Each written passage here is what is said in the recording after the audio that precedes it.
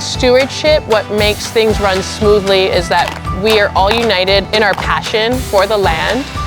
Especially myself, you know, coming into this, typically stewardship will hire people who have a background in natural resource management, education, and experience in that. I had none of that, but what I did have and what Julia recognized really quickly is a connection to the land. And so I think everyone who comes into this department, no matter what their history is, what their background is, has that.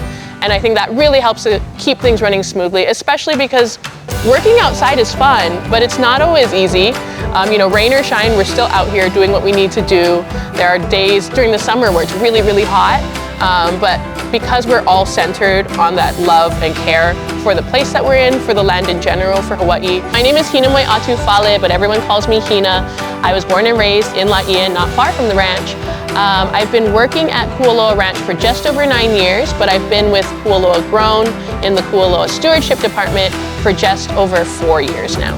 So it all starts at our base yard. We clock in there at 6 in the morning, which right now during winter, that means it's dark. And then from there, we'll do a little debrief with the teams. We'll talk about what our day is gonna look like, and then we'll go our separate ways. First off this morning, I'm gonna head over to Pahalona, where Mark is monitoring some of the water birds.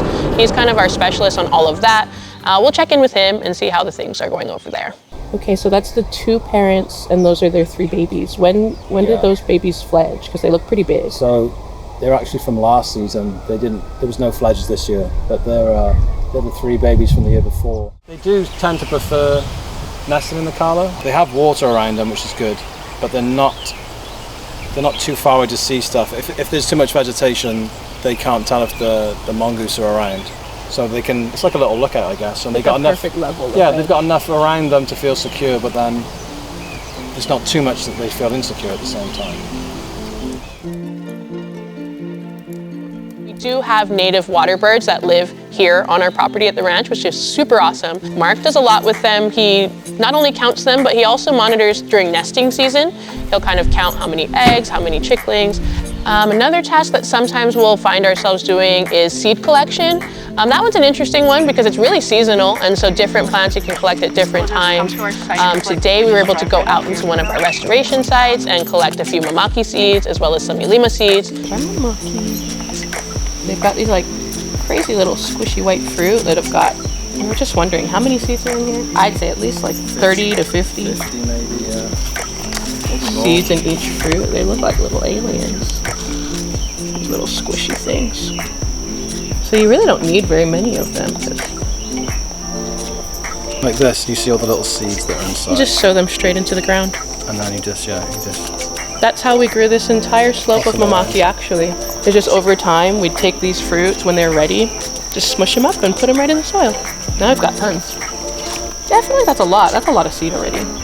After we're done collecting the seeds, they do need to be processed before we can take them to our greenhouse. So we'll take them over to Jack and ask her what the best process is for these particular seeds. We're going to store these in our seed bank, but the goal is, since it's been really rainy and these are wet, we want to remove all of stuff like this, the chaff. So we just have seeds so that nothing gross grows in while it's in storage. We just don't want the seeds to get compromised. But with the fleshy fruit, I like to use this technique where we smash them on this and the seeds tend to fall through. And now mamaki seeds are really small, so I don't know if we'll be able to see any.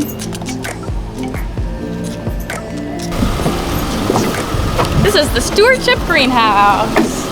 We grow all of our native plants here, and this is their home until they get put in the wild. One really cool thing that we do as well, aside from planting plants in our restoration sites, we've started a silvopasture program. So silvopasture is when you take trees that wouldn't traditionally be in the pasture necessarily, you plant them in the pastures. It's nice for the plants because we're putting native plants out there, but it's also good for the cows, for the cattle.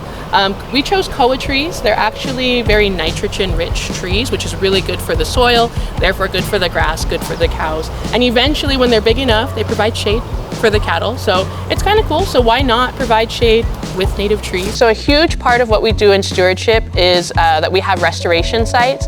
And so basically what that is, Julia likes to describe it, which I think is perfect, as little postage stamps.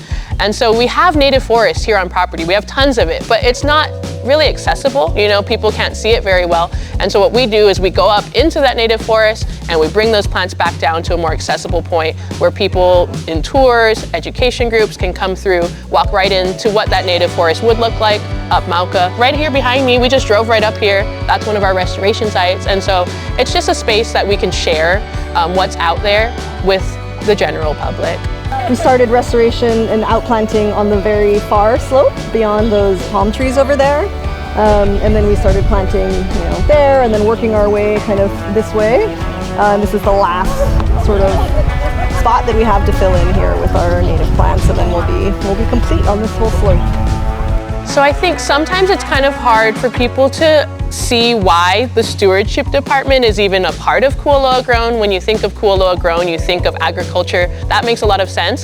Stewardship is kind of a little harder to understand, but I think for us, we're the people who are managing the ahupua'a, the land from Mauka to Makai, really. It's really important, and we have a lot of connections with some of the other departments. For example, we've got the girls running the lo'i down in Pahalona, and they've been trying to kind of manage the water flow, because they do have water that does come all the way from the mountains down into their lo'i, but they don't really have eyes on the mountain part of that. And so we're able to connect with them and tell them what we're seeing on the stream and kind of help them to make those connections and clear up the water in the ways that they need it to be. Two of the values that are very evident in our everyday, the first one is very obvious, I would say, is like ma'alama, which is to care for. That's really what we do. That's our job description, is to ma'alama this aina. And then I think another one that's super important is laulima, just because there's so much that goes into taking care of the land, and no one person could do it by themselves. And so I think laulima is super important. There are so many hands that go into taking care of this land. It's my job to take care of this place that I love. I'd already fallen in love with the land, working in it every single day at the zipline, but the level that I get to know and work with this land now is something that I always like to say I'm spoiled. I feel so spoiled doing this, and so just living the dream.